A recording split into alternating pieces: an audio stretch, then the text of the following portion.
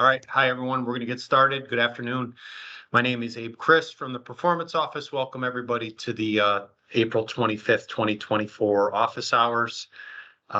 This is our weekly check-in, or maybe not so weekly check-in after we took the last 2 weeks off we took a couple weeks off thanks to the school vacations. I hope everybody's come back recharged. And this is the place where we give you some updates for Smarter, NGSS, and our alternate assessments, and maybe some other bonus material too. So stay tuned. I'm joined today by some of my colleagues in the office: Deirdre Ducharme, Christy Alberino, Katie Seifert, Michelle Rosado, Kim Johnson, and who else did I see? Jeff Craig too, as well. And also from our colleagues at CAI, I think Marie Musumeci is here as well. So we have some tidbits for you this afternoon. Again, these are our colleagues from Cambium. And quickly, also, everybody who's on, at least some of us are on the call. Here's all our contact information from the Performance Office. So, and then, of course, the mega contact slide here. If you have any general questions, you're going to contact us about policy or reporting of security breaches. And then the Cambium Help Desk is for test administrator questions or technology questions. Actually, one thing I sort of got ahead of myself. I do want to mention that the PowerPoint is in the chat. So if you're looking for this, PowerPoint is there. Also, if your colleagues are going to look for this later, we will post and record. We will be posting the recording of this. And I think we made, since this is a small group today, we made everybody a presenter. So I believe you can take yourself off mute. If you have questions, feel free to interrupt this at will. With questions only, not anything else. All right, so a little bit of update on our testing counts as of today, April 25th.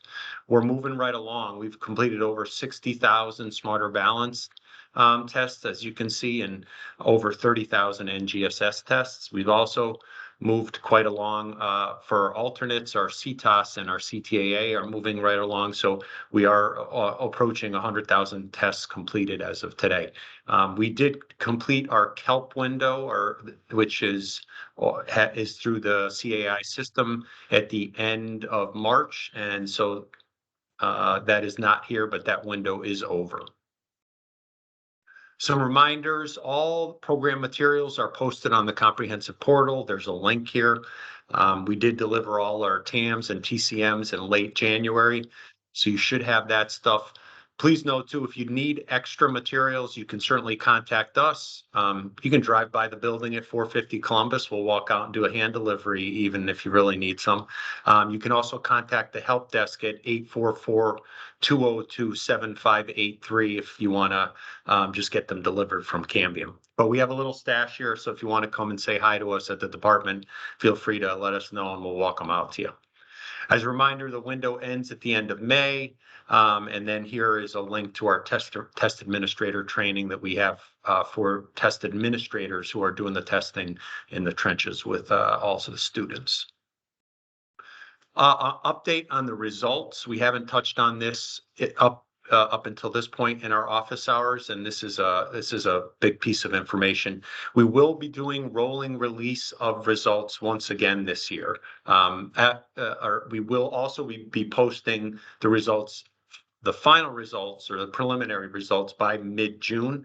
However, the rolling release will start in mid-May, where you'll start seeing student test scores if they've taken the test almost instantly for some tests. For some of the tests, it takes a little bit longer to do the hand scoring, but you will see these tests start flowing in around mid-May. The one added feature this year is we will be releasing all the KELP scores through the rolling release. All those tests were finished as of March 30th. So if you're looking for your KELP scores, you will see them, all of them. You should see them, all of them in the CRS in mid-May.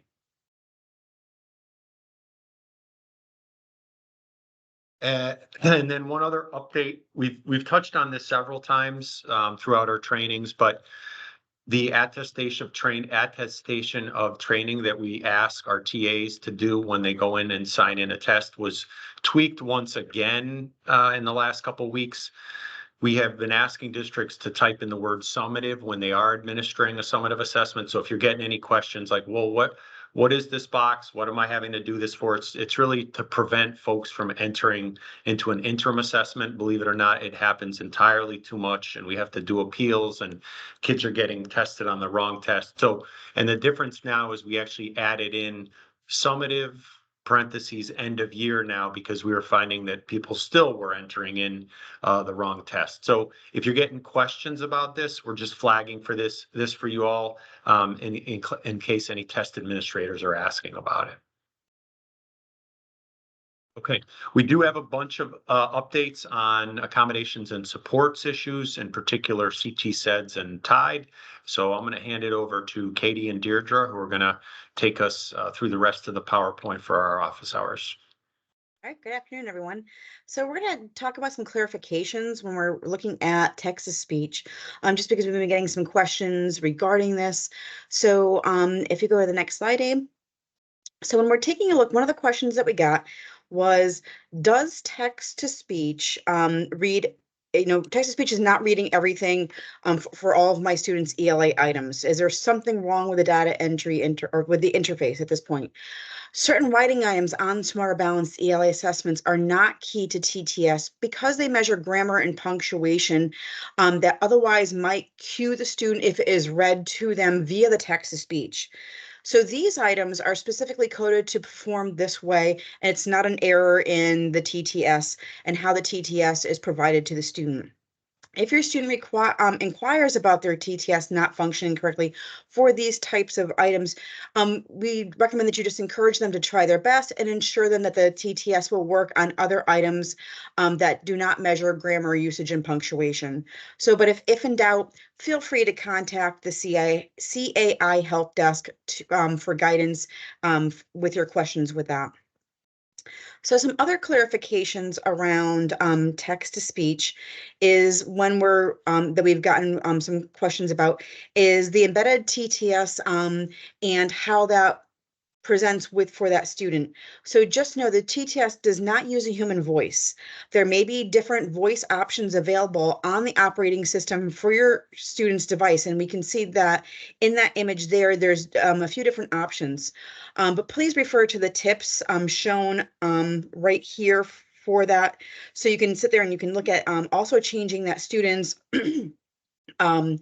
volume, rate, and pitch, but all this should be done prior to testing for the student to be really working on finding that just right fit for that use of that TTS, and the different application for that for them that is the right voice, the right pitch, the right speed, as well as the right like intonation or voice that they like.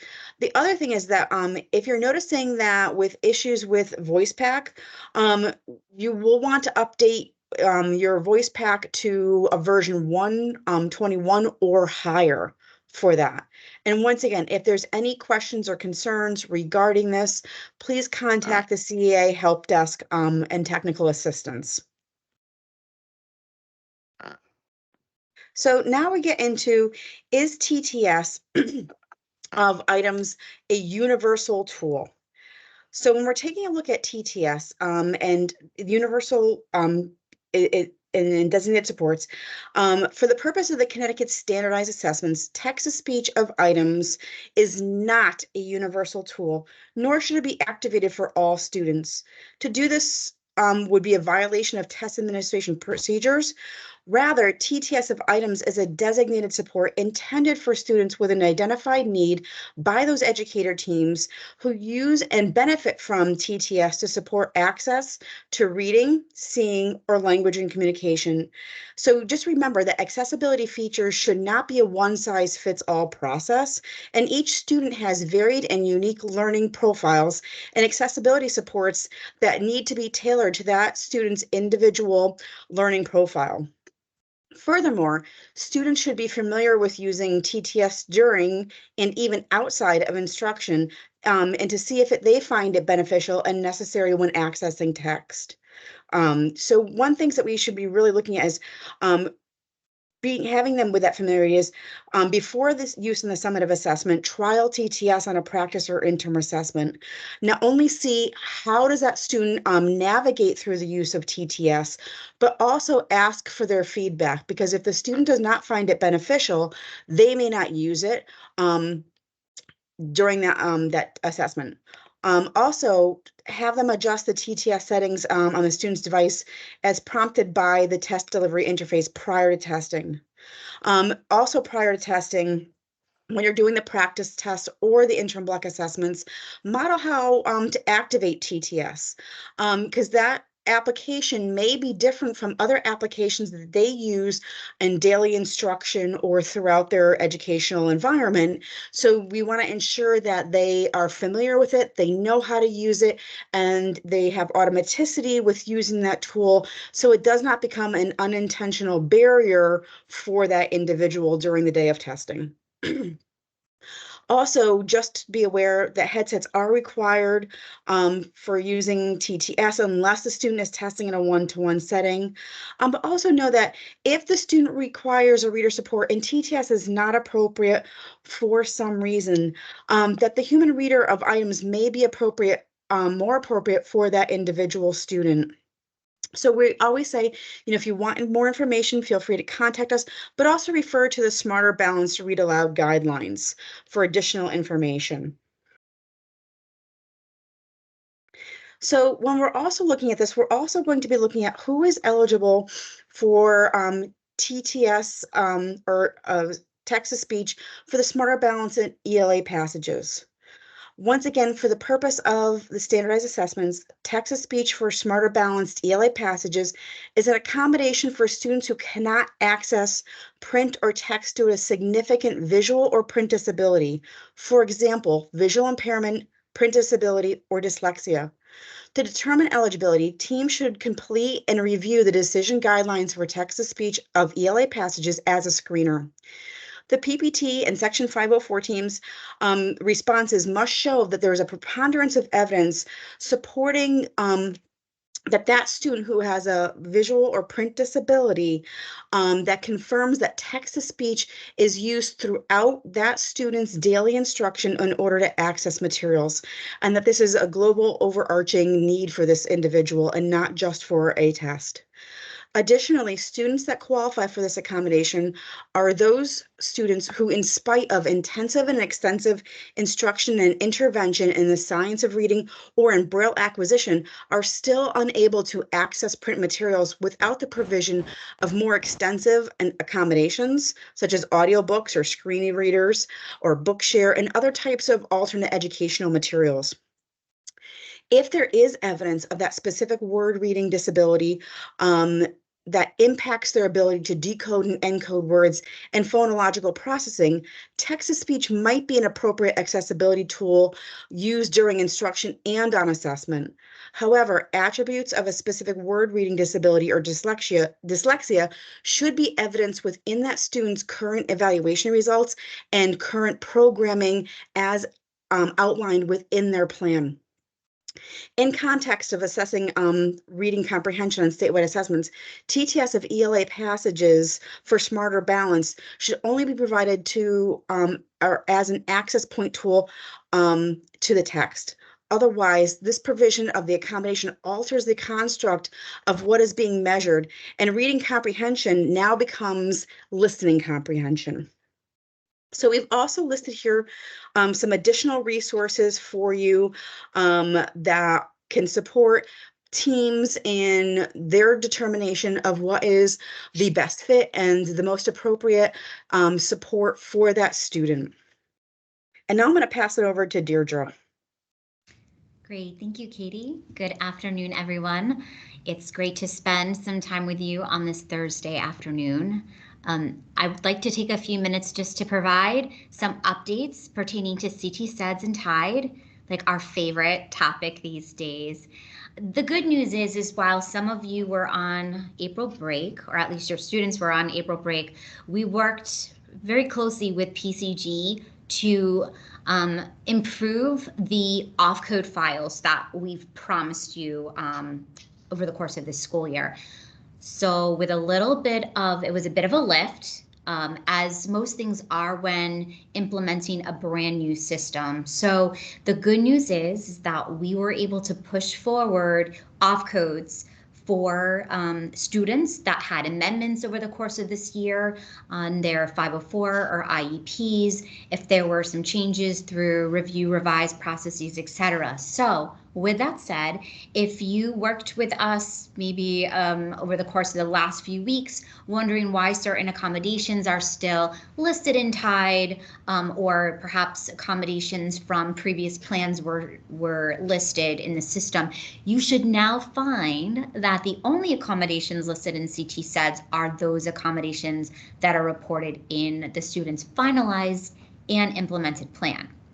Now, with that said, there are always nuances. So should you find something that is not accurate or maybe missing, then certainly reach out to us and we'll help investigate the situation. So again, the takeaway, we are syncing daily with CT SEDS and TIDE. We have off-code files, and our recommendation to our district administrators, and if you can convey this to your school coordinators and as well to your test administrators, is check accommodations before students begin testing. Make sure that the students have exactly what they need in the TIDE system. And as a reminder, that if accommodations are not activated in TIDE, and even if there's certain designated supports for our EL, MLs, and regular education population that don't have documented plans, if those accommodations are turned on in TIDE after a student starts testing,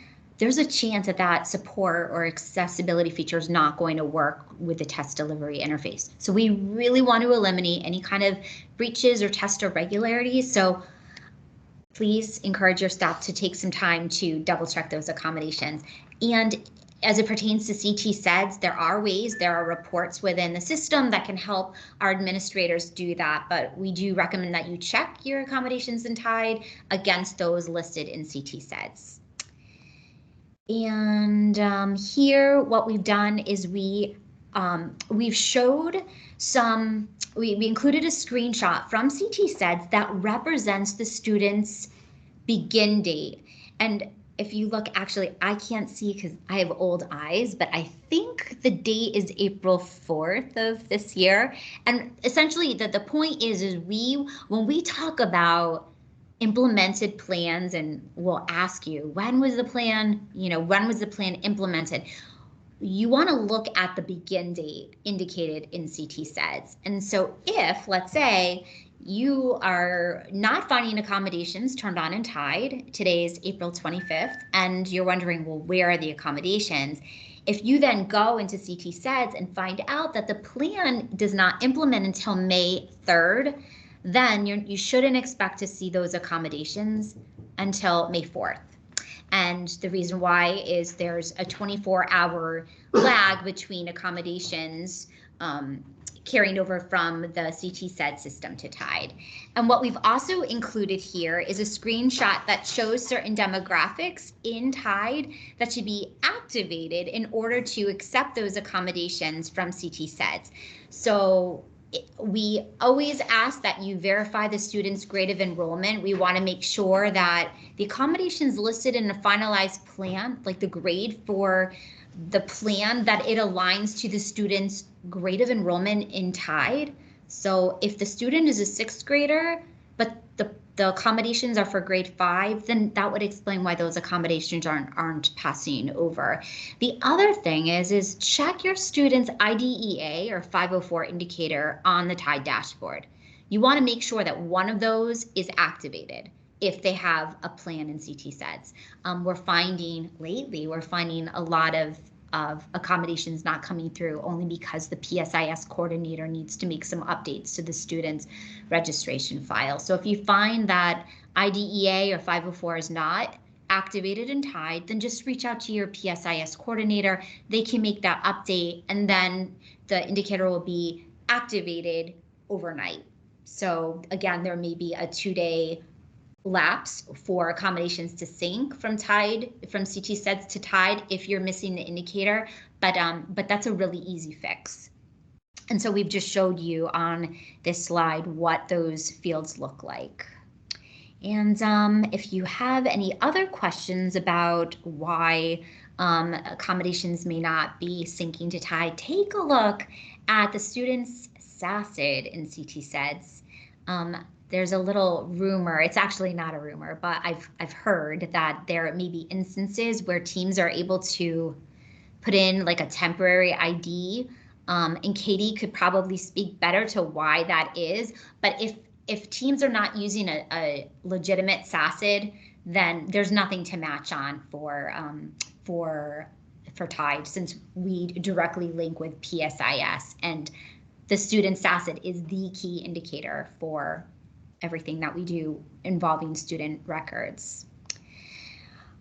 And then this slide, if you've attended our presentations in the past, this is not a new slide, but we wanted to provide a tool available to you if you find that there are inconsistencies or problems with accommodation. So the takeaway is email us, call. You can use this tool if that's helpful. Really all we need is a student SACID and then some general information about what's in the student's finalized plan and what you are or are not seeing in TIDE. And then the next thing I want to share is some reminders about Spanish presentation for math and science. And we offer a full presentation of our math and science assessments for our fluent readers and speakers of Spanish. And this tool is not, perhaps appropriate to all of our fluent Spanish speakers, but certainly if you have students that are not proficient in English and or are developing, rather, the students are developing proficiency, but really have a strength in reading in Spanish, you can work with your team to ensure that this is an appropriate support. You can trial it on a practice or interim assessment, and then you're going to ensure that the support is appropriately selected in TIDE. And so what that looks like, if you look at your screen, you want to make sure that Spanish toggle is turned on for math and or science, depending on the student's grade. This has to happen before the student begins taking math or science. Otherwise, the students are only going to have access to the English presentation of that assessment. And for your students that are eligible for Spanish toggle, if these students also benefit from the text-to-speech designated support, they can receive the text-to-speech in Spanish. There are some things that you need to keep in mind before you provide this support or before you trial it on a practice test. So first of all, you want to make sure that you select it in TIDE. You'll be selecting the text-to-speech for math, and for more than likely, you're going to be selecting it across all subject areas. So for ELA, the students will have the text-to-speech in English, but for science and math, they'll have it for Spanish. The second thing is you're going to want to make sure that you download the voice pack, the Spanish voice pack on the student's device, and there may be different Spanish options depending on the device that your student uses. And then let's see what else to share with you. We included some icons that show you exactly how your students will access the Spanish presentation. So if you look at the image in the upper right section, you'll see that there's a globe and there's essentially in Spanish, it indicates that option is for Spanish presentation. So if the student selects the globe, they'll essentially have the full Spanish math or ELA, Spanish or math or science. If they click on the globe again, it will return the assessment or the presentation to the English version. We've also indicated where the student should be turning on the text-to-speech, and these icons actually apply to any of your kids that are eligible for this support. So on each individual item, in the upper right corner, the students need to turn on the task model or click the task model. So that's the icon that has the 3 horizontal lines.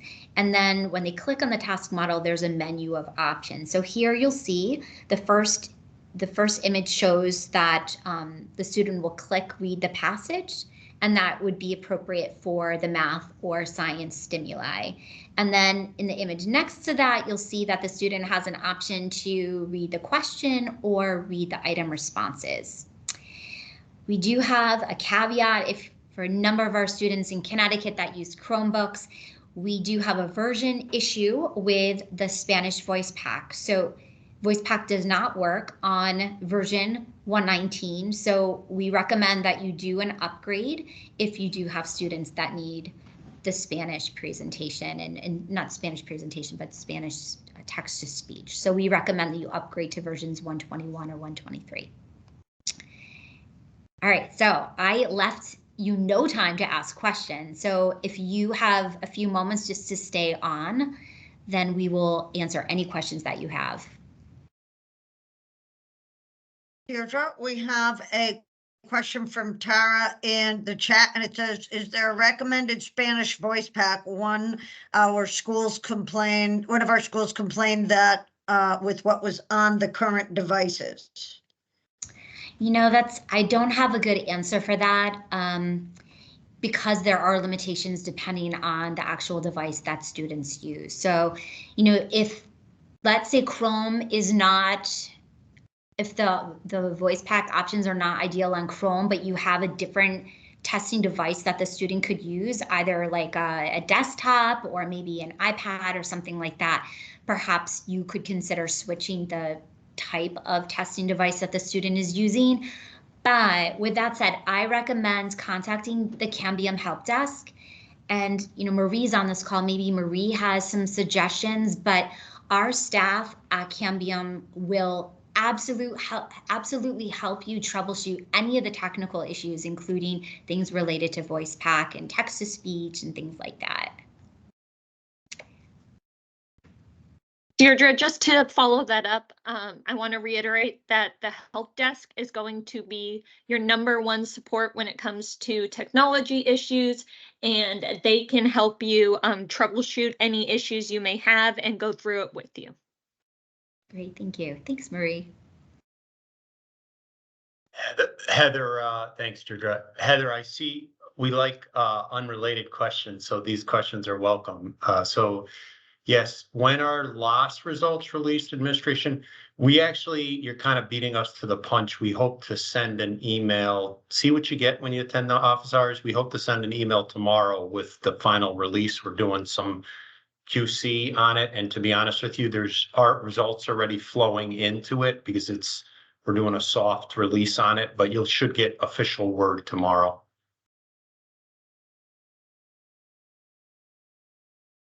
Katie, did you see Kevin's chat? You guys might be best to take that one.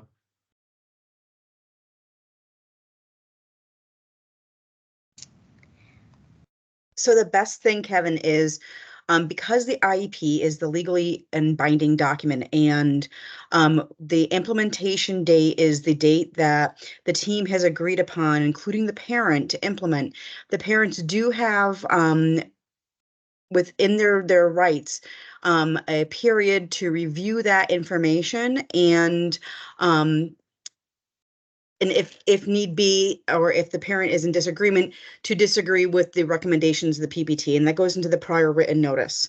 So if the student's implementation date is in the middle of testing, we would recommend that you wait until if the student has new accommodations or designated supports, wait until that IEP implements, because we do have until the end of May to administer the assessments.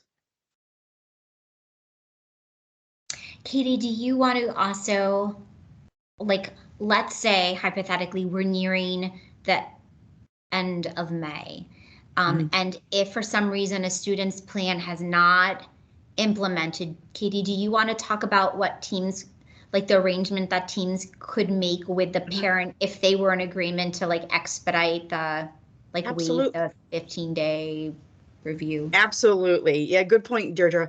Is that at the PPT, the team can bring up and discuss as part of the PPT discussion and determination in programming.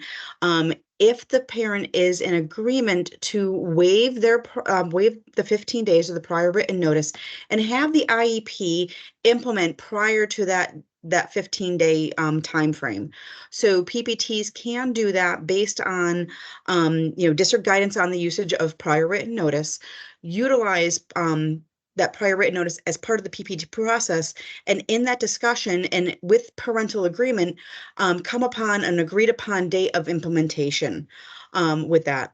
Once in that PPT, then they will complete the prior written notice documentation, documenting and providing that to the parent. So they are aware of the date of implementation that the entire team, including them, have agreed upon. Thank you, Deirdre, for reminding me on that. Thanks, Katie.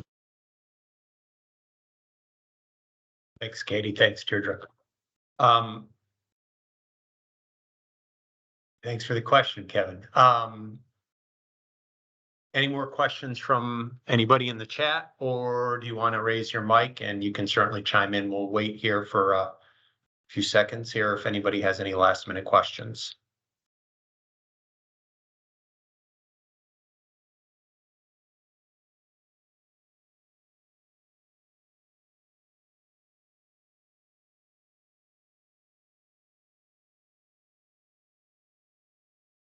All right. Thank you to my colleagues, Deirdre, Katie, Christy, Michelle, Jeff, Kim, Marie, who are here. Thank you all for coming to our office hours today. Thanks. We'll see you again. Thanks, everyone. And good luck with testing.